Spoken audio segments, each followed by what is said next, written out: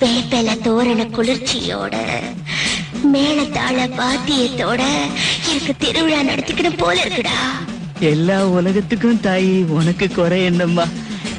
நீ நினைச்சா அந்த தேவதைங்களே இறங்கி வந்து உனக்கு திருவிழா நடத்துவாங்கம்மா. சொல்லு, யாரு வாயால சொல்ல வைக்கணுமோ சொல்ல வை தாயி.